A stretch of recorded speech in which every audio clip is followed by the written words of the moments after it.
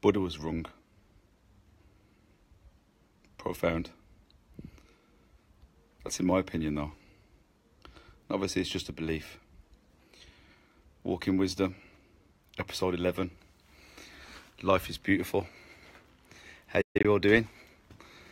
So I'm doing this Walking Wisdom a little bit early. To be fair, couldn't wait to do it. Sunny day. Shut my gate. Let's go for a lovely walk. How you all doing? You could join me. Episode 11, like I said. And I start off with a statement that, Buddha was wrong. Don't hate on me for that. If you're a Buddhist, then, that's your belief. And if it works for you and makes you a better person, and you've found sublime truth in the teachings of Buddha, then I'm not going to argue that point with you, because that's just a belief. It's something we can't prove. I'm talking about my opinion. And I mean, if you've been watching my Walking Wisdoms previously, you'll know that it's all just my opinion anyway. I'm just putting into words what I think is just manifesting for me. And obviously, I'm just going to say Buddha was wrong, and then not actually kind of elaborate on what I mean. I mean, obviously his teachings are beautiful, and if anyone who teaches to find peace in existence, then I'm not going to knock the guy. A lot of people like him, obviously, but his idea of, this all stemmed from a conversation I had with a client actually. See, I was wrong and the client was right. I thought that my interpretation, I don't know a lot about Buddhism, but my interpretation was that Buddha wanted you to find bliss. Nirvana was bliss. It was everlasting happiness, bliss as a oneness with the universe. But she told me, and I did a bit of research, obviously, that it was not about finding bliss. It was about finding nothingness. And this has shocked me a little bit. In fact, I find it quite scary, because as somebody who really loves his life and loves the experience of life, actually finding nothingness, I don't find that too appealing. But obviously, I mean, it worked for him. And I don't think there's many people in the world has ever worked for, really, has ever actually found nirvana. I mean, you could find that the most devout Buddhist monks, and I think that a lot of them wouldn't really have found nirvana. So I don't know if it's even attainable. But it's a profound statement that he made, that nirvana's bliss, and so nirvana's not bliss, nirvana's nothingness, and yeah, that's the teaching. But to me, I think you need to find beauty in experience. Just find beauty in everything. So I enjoy my life. I'm exhilarated by life. I don't want to find nothingness. I don't want to block out suffering and pleasure. I like to feel both. This is the human experience, suffering and pleasure. And a lot of people can't see the beauty in existence. And that's what I wanted to talk about today, really, was the beauty in life. And I watched I read a great article and watched a video, actually, about this experiment about 10 years ago that the Washington Post did.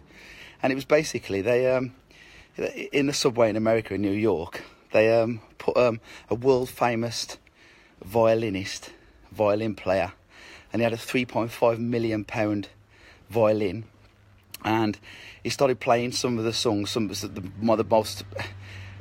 most famous artists that ever existed, and some of the most, and he's one of the most famous artists as well. And people just passed him by. No one stopped to listen to his music. No one stopped. In fact, only 20 people gave him money. He made about $30 something an hour or something like that, which is all right for a busker. But, no one really stopped to listen, and only a few people stopped, and that was just for a minute or something. But a week before, he was selling out seats in an auditorium for £100 a seat. People came to see him play. And like the point I'm trying to make about that, I've just flipped the camera around, sorry. There we go. The point I'm trying to make about that is that people seem to need to have beauty encased. They need to be told that it's beautiful to actually realise it's actually beautiful. So because it cost £100 a seat, and because it was billed as this famous violinist, and it was a massive event, then people saw it was beautiful and went and probably told everybody how beautiful the experience was. But the same experience was happening on the subway for free. But all these people just walked straight past because they didn't know that it was beauty, because it wasn't encased in beauty. They weren't told that it was beautiful. And that's the point I'm trying to make, is that you don't need to be told that things are beautiful in the world. You've just got to look around at the wonder around. And it's nice, it's important in life to wonder like a child. People often ask me, how am I so positive, how am I so upbeat? And a lot of people say this to me, you've always got a smile on your face, you're always happy, you're always upbeat. And that's because I wonder like a child. I'm not hardened. I'm not succumbing to the fact that life's hard and I need to block out my emotions and my feelings just so that I can cope, if you know what I mean. Life is beautiful. You need to look at the world with wonder. Even from looking at, now's a good time. It's really sunny. You step outside, you look around at some of the flowers, some of the trees. It's beautiful. The sound. Right now, the birds singing in the distance, and just the feelings going through my body now. The sun on my neck. Life's beautiful, and there's beauty in suffering. There's beauty in struggle. There's beauty in everything. Everything. And just the fact you've been given these eyes and ears to see this is the most important thing. And you need to love the fact what you've been given. You know? So that's why I believe Buddha was wrong. Yeah. And how do we do this? I mean, how do we find beauty? A lot of people are struggling in life. How do they find beauty? How do you make everything see? How do you look around with wonder? How do you do this? And one of the ways you can do it is finding new interests, new ventures, to learn things. Because a lot of people don't want to learn anything because it's hard. It's hard to learn things. Obviously, it's hard to learn things. But when you start learning things, stuff that gives you wonder, that's when you realise how wondrous the word is and how magical it is. You know, it's time to see beauty. And obviously, hi Ashley, hi Matthew, hello.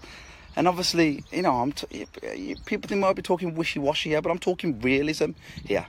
You know, I'm talking real ways to cope with life. You know, you've got to keep learning. Don't block out the world. If you block out the world, it doesn't get easy for you.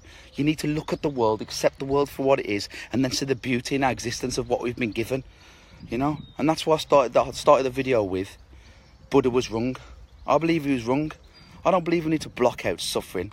I don't need to block out pleasure to find stillness. I think you need to accept those feelings for what they are, and that's the experience we've been given. And once you start doing that, you can see the beauty in living. I was walking through town the other day, and like I do, obviously I walk quite a bit, as you can see. And I was walking through town the other day, and everyone I just had this feeling, this experience. Everyone looking really miserable, looking down at the floor. I saw one man walking past me, and he was like talking to, he was almost cursing himself. He looked so upset with the life he was living, and just being caught in this reality.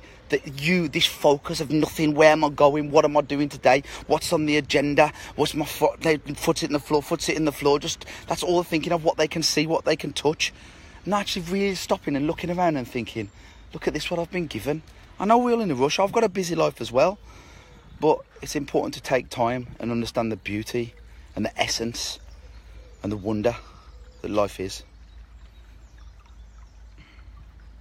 Walking Wisdom. Episode 11, Arrow Wellness. Love you all.